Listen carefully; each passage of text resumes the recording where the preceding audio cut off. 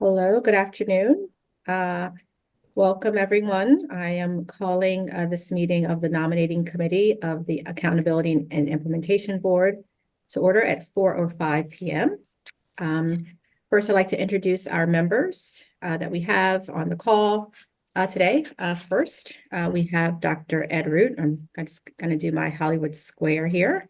Good to see you, Dr. Root. Thank you. We have our Vice Chair, Cheryl Boast. Good to see you. Senator Penske, always Senator Penske, good to see you as well. And Principal Francesca Brown is also joining us as she navigates her school day. Good to see you, Principal Brown. And I'm Shanisha Sauls, the current chair of the nominating committee. I'll keep my opening remarks short. It's good to see everyone. We are convened to fulfill our legislative requirement to make sure that we have a good nominating process and to submit candidates for consideration by the governor.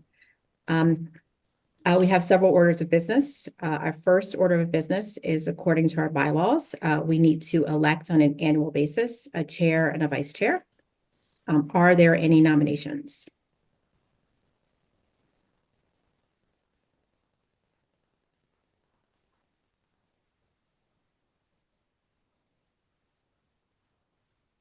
All right. Great. I was unmuted. I was finally unmuted by somebody else. Thank you. So my pleasure to put Dr. Shanisha Sauls forward for the chair, my nomination. Thank you. I accept. Are there any other nominations? With that, I'd love to nominate Cheryl Boast as vice chair. And are there any other nominations? Seeing none, I'll speak slowly. Nominations are closed. Is there a second to accept Chair Dr. Shanisha Sauls and Vice Chair Ms. Cheryl Boast for the nominating committee?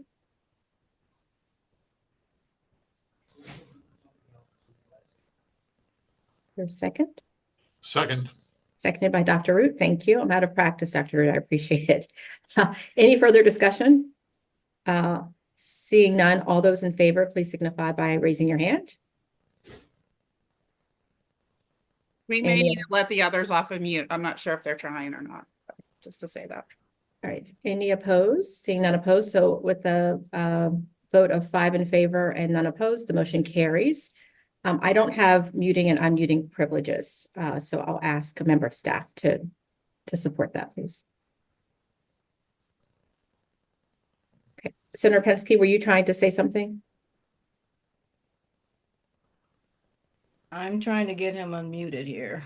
Okay. There we go. But two others, Stacy and Francesca, are also muted.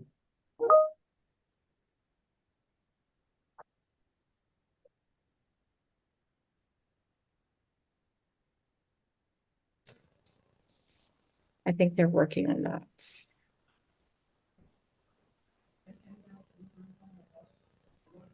Okay. All right. Principal Brown is unmuted. Okay, excellent. All right, wonderful. So we are convened today because we have 3 vacancies for the AIB. And so I want to take an opportunity to outline the application procedures and timeline. We are opening the application period as of this meeting.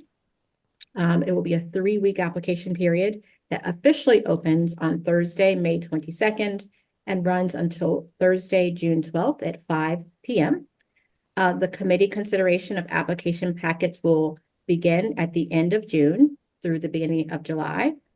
We have 3 vacancies. According to law, the committee must submit 6 nominees to the governor. So that is 2 nominees per vacancy. 2 of the vacancies are for full terms of 2 members whose terms are expiring on July 1st, 2025. And then we have 1 vacancy for a year-long term for a member whose resignation was submitted recently, whose term is supposed to expire on July 1st, 2026. In terms of our application procedures, the application form and instructions are posted on the Department of Legislative Services webpage, which can be found from a link on the MGA website. Application packages must include the application form, and a resume limited to 3 pages. Please send your application package to AIB's specific email address, which is AIB Nominating Committee, all one word, at mlis.state.md.us. Again, this information is provided on the website, and staff is monitoring the email account for any questions or technical concerns. So again, we have 3 vacancies. The nominating committee is opening up the process for a period of 3 weeks to submit 6 names for the governor's consideration. One question that may come up is whether the public can suggest names for consideration, not officially in terms of our ability to consider them. So any individuals who wish to apply and to be considered by the nominating committee should send the link from the website to any candidates that they believe should apply. And the committee will only be able to review a completed application package from the individual applying. So you cannot apply on someone's behalf. So I'll stop there. With that, I will hand it over to Stacy Goodman, who keeps us straight and in line to talk about the reactivation process. Thank you, Madam Chair. As your bylaws say, the committee will accept a resubmission of a previously submitted application for 3 full years. The committee has determined that it's appropriate to ask consent before a resubmission. So any individual who has submitted an application to be considered for a nominee in the years 2023 and 2024 will receive automatically an email from the committee asking if they wish to resubmit their application package with an opportunity to update any contact information or any additional information for the resume. But the resume still remains at 3 pages and the application is as it was originally submitted. However, all of the candidates who had submitted an original application in the year 2021, none of those will be resubmitted because they are now all out of that 3-year process. So again, you should see an email from the committee asking you whether you wish to resubmit for this process. And then all emails will be forwarded to the committee members for any consideration going forward. So I have. Thank you. Thank you, Ms. Goodman. Public participation, just as a reminder, because of the nature of our proceedings and reviewing applications, the committee will send an email, again, to all individuals who previously applied, but the work of the committee itself takes place in closed session in compliance with the Open Meetings Act and the Public Information Act.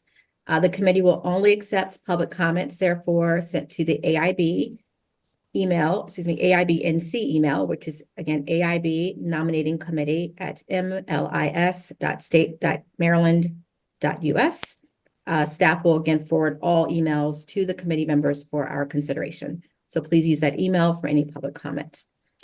So in order to take the next step in our process, we need to take a vote as a committee to hold our next meeting in executive session. And I just need to read some requirements. First, I will request a motion to close the next scheduled meeting of the committee to comply with Section 3-305B1 of the General Provisions Article, which requires that any matter before the AIB Nominating Committee, including the discussion of, in relevant parts, the appointment of appointees, employees, or officials over which this public body has jurisdiction, or any other personnel matter that affects one or more specific individuals, shall remain confidential. During the closed session, the committee will not discuss any matter that falls outside the exceptions to the open meetings requirement law. This committee will post a notice of the next meeting, which will occur in closed session, and the public hearing schedule on the Maryland General Assembly website. So with that, is there a motion to hold the next meeting in executive session? So move. Moved by Dr. Root. Is there a second? Second. Second by Senator Pinsky. All those in favor, please signify by saying aye and raising your hand.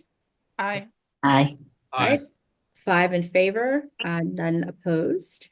The motion carries. So we do intend to hold a closed session in late June or early July. So thank you all for your time. And with that, I will accept a motion. I'm sorry, Dr. Root? Could I simply point out right now, this time will not work for me again.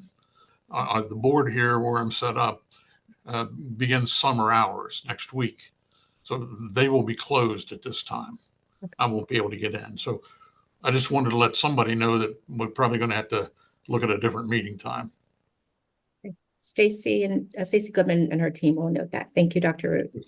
You're welcome. Yes, Ms. Bost? I would just, while we're still in a public forum, encourage folks to outreach to people that they want to nominate or possibly have been applied before, so that we could have a breadth of a pool to choose from for the positions that are available, because finding 6 candidates can sometimes be daunting with a small pool of applications. So just if you're parts of organizations or the education world, please get that word out so that they have time to complete the application. That makes our job a little easier. Senator Pensky? Yeah, I think I read one of the emails that said of the 3 incumbents, only 1 is seeking reappointment. So, which is very different from previously. So that means there'll be at least 1 candidate who may or may not be re-nominated, but it does call for a number of positions, as Shora just spoke about. Yeah, that's right. Thank you for raising that point. All right. Are there any other comments or questions from the committee? I move to adjourn. Right. Is there a second? I second. Seconded by Principal Brown. All those in favor, please signify by saying aye. Aye. Aye. All right. The meeting stands adjourned at 4:16 p.m. Thank you.